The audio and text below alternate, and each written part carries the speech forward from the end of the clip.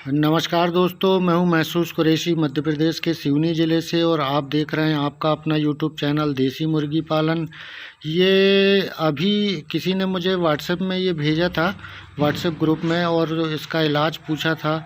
ये देखिए आप, ये मुर्गी आसपास घूमती है और अभी अभी मुझे बहुत से शिकायत व्हाट्सएप में लोगों ने पूछा कि कुछ बच्चों की 4 दिन का बच्चा भी है तो गर्दन ऊपर घूम रही है, जैसे लकवों में शिकायत होती है, या मुर्गी आसपास घूमती है।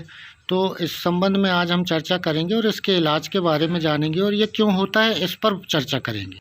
जब एक मौसम चेंज होता है, एनवायरनमेंट चेंज होता है, जैसे बारिश से ठंड आ गई और ठंड से गर्मी आती है, तो इस समय में इंसान का भी इम्यून सिस्टम जो है, प्रतिरोधक क्षमता हमारी भी कम हो जाती है, तो हमें सर्दी जुकाम तुरंत हो जाता है मौसम चेंज होने पे। इसी प्रकार से पशु पक्षियों में भी ये शिकायत देखी जाती है।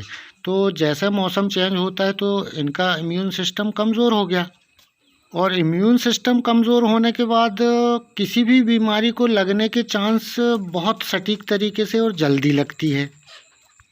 जैसा भी आपने देखा कि मुर्गी आसपास घूम रही है या गर्दन घूम जाती है, जैसे लकवे की शिकायत होती है, उस ढंग से अगर ऐसा होता है तो ये न्यूट्रिशन एफिशिएंसी है।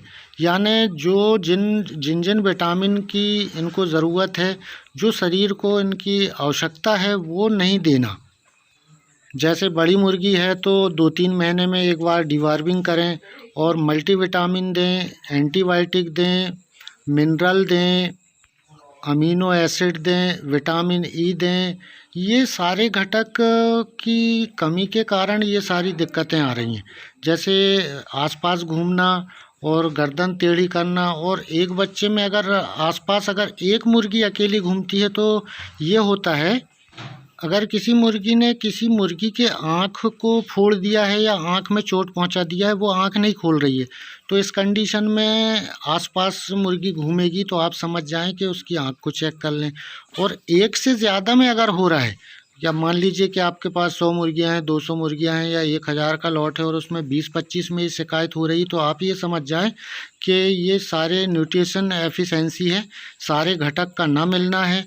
और जो विटामिन है, मिनरल है, अमीनो एसिड है, एंटीबायोटिक है, ये सारी चीज़ों के नहीं मिलने के कारण ये सारी शिकायतें हो रही हैं।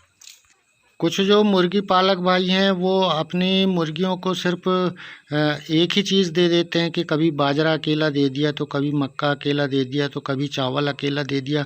तो आप इन मुर्गियों को सिर्फ आप पेट भर रहे हैं, इनका पेट भरने से काम नहीं चलने वाला है। पेट भरने अकेले से नहीं होता है, फिर ये सारी बीमारियां आपको होने वाली जो आप देख रहे हैं।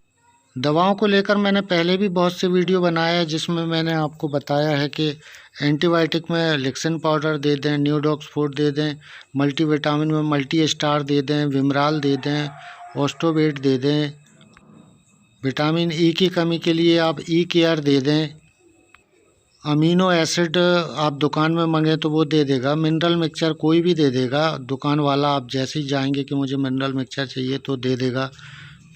तो 50% तो दवाओं का ना देना, जैसे अगर मक्का और बाजरा चावल खिला रहे हैं तो आप पानी से इन दवाओं को दें, तो उसके शरीर में, उसके जिस्म में ये सारे मिनरल विटामिन उसके पानी के माध्यम से मिल जाएंगे।